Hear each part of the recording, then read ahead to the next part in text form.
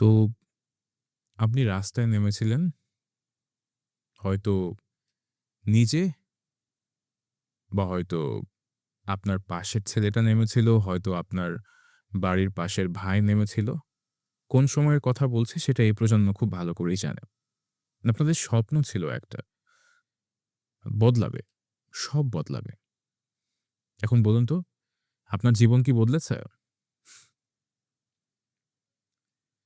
বিপ্লব রাস্তায় হয়, কিন্তু জীবন বদলায় ভেতরে। আর সেই বদলটা কেউ করে না বা কেউ করে দেয় না। সেই বিপ্লবের পর থেকে রিসেন্ট টাইমস, আমি আবারও বলছি, আমি কোন সময়ের কথা বলছি সেটা আপনারা জানেন। তো আপনি কি চাকরি কি পেয়েছেন? বেতন কি বেড়েছে? বাজারে জিনিসের দাম কি কমেছে?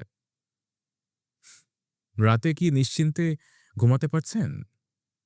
না, তাই তো? তাহলে বিপ্লবটা কার জন্য? এটা হলো কার জন্য? বলুন তো? দেখুন, ক্ষমতা বদলায়, মানুষের জীবন বদলায় না। কারণ জীবন বদলানোর দায়িত্ব কোনো সরকারের না। যারা ইতোমধ্যে খুব বেশি জাজমেন্টাল হয়ে গেছেন, তাদের জন্য আমি বলছি, বিশ্বাস করুন ভাই, আমি কোনো দলের কথা বলছি না। কোনো নেতার কথাও বলছি না। আমি বলছি আপনার কথা। সেই মানুষটার কথা যে স্বপ্ন দেখেছিল, যে বিশ্বাস করেছিল এবং যে অপেক্ষা করেছিল, বিপ্লব করেছিল। এখন সেই মানুষটা কোথায়? বলুন তো? একই জায়গায় নাকি? একই জায়গায়, একই কষ্টে, একই প্রশ্নে।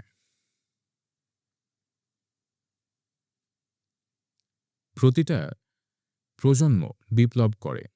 প্রতিটা প্রজন্ম হতাশ হয়। কারণ তারা বাইরে খোঁজে যেটা ভেতরে আছে। দেখুন, আমার বয়সটা আপনারা জানেন। আমিও একটা মানুষ। আমিও অপেক্ষা করেছিলাম, ভেবেছিলাম বাইরের কিছু একটা বদলালে ভেতরটাও বদলাবে। বিশ্বাস করুন, এক বিন্দুও বদলায়নি। কিন্তু আমি বুঝেছিলাম আর শিখেছিলাম একটা কথা। সেটা হচ্ছে যে পরিবর্তন বাইরে থেকে আসে সেটা আসলে সাময়িক পরিবর্তন। যে পরিবর্তনটা ভেতর থেকে আসে সেটা স্থায়ী, মতান্তরে চিরস্থায়ী। বাইরের বিপ্লব ক্ষমতা বদলায়, ভেতরের বিপ্লব জীবন বদলায়। দুর্ভাগ্যের ব্যাপার, ভীষণতম দুর্ভাগ্যের ব্যাপার, এই দেশে প্রতি ১০ বছরে কিছু একটা হয়। মানুষ রাস্তায় নামে। রাস্তায় নামলে হয়তো কিছু একটা বদলায়, মানুষ ঘরে ফেরে। তারপর তারপর আবার সে একই জীবন, সে একই কষ্ট, সে একই প্রশ্ন। কারণ একটাই, বিপ্লব তো রাস্তায় হয়েছে, কিন্তু নিজের ভেতরে তো কোনো বিপ্লব হয়নি। তাই তো?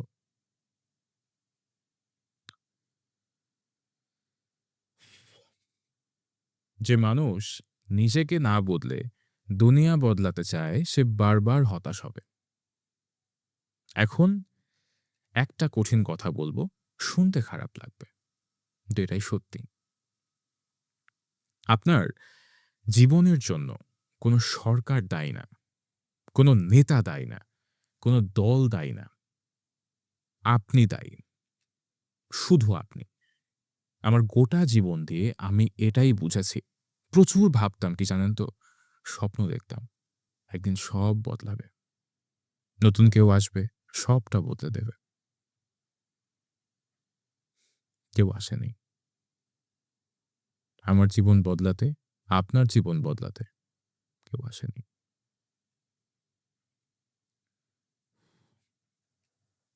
আপনার জীবনের দায়িত্ব কোনো সরকার নেয়নি, নেবেও না। এই সত্যিটা যে আগে বোঝে, সে আগে এগোয়। দেখুন, হয়তো আমি জানি যে এটা শুনে হয়তো আপনার রাগ লাগছে। কিন্তু একটু ভাবুন তো প্লিজ, আমাকে গালিগালাজ করার আগে। যারা আজকে ভালো আছে, তারা কি কোনো সরকারের জন্য অপেক্ষা করেছে? সত্যি করে বলুন তো। না, তারা নিজেরা বদলেছে, নিজেরা তৈরি হয়েছে, নিজেরা এগিয়েছে। বাইরের পরিস্থিতি তা সে যাই হোক। পরিস্থিতি কখনো পারফেক্ট হয় না। যারা পারফেক্ট পরিস্থিতির অপেক্ষায় থাকে, তারা সারা জীবন অপেক্ষায় থাকে। করবেন তো, তাহলে করবেনটা কি? একটাই কথা, বাইরের বিপ্লব শেষ হয়েছে বছর হলো। এখন ভেতরের বিপ্লবটা শুরু করুন। আমার এই ভিডিওর উদ্দেশ্য আজকে এই একটাই। তাই খুব ছোট করেছি ভিডিওটা আমি। আমার কথোপকথন, যেটাকে আমি ভিডিও না বলে বলি কথোপকথন, ইমোশনটা ক্যামেরা লেন্সের মাধ্যম দিয়ে ট্রান্সফার হয়, সেটা খুব ছোট করেছি। এই মেসেজটা দেওয়ার উদ্দেশ্যে, বাইরের বিপ্লব শেষ, প্লিজ এবারে নিজের ভেতরের বিপ্লবটাকে শুরু করুন। নিজেকে জিজ্ঞাসা করুন, আমি কে? আমি কি চাই? আমি কোথায় যেতে চাই? দেখুন, এই ৩ টা প্রশ্নের উত্তর কোনো সরকার দেবে না। এই উত্তর শুধু আপনার কাছে আছে। শুধু আপনার কাছে। মনে রাখবেন, সবচেয়ে বড় বিপ্লব সেটা না যেটা রাস্তায় হয়। সবচেয়ে বড় বিপ্লব সেটা যেটা নিজের ভেতরে হয়। ৩ টা ধাপ। নিজেকে চিনুন, নিজের পথ তৈরি করুন, বাইরের পরিস্থিতির জন্য অপেক্ষা করবেন না। কারণ পরিস্থিতি কখনো পারফেক্ট হবে না। কিন্তু আপনি পারফেক্ট না হলেও এগিয়ে যেতে পারবেন। দেশ বদলানো সময়ের ব্যাপার। কিন্তু নিজেকে বদলানো এই মুহূর্তের ব্যাপার।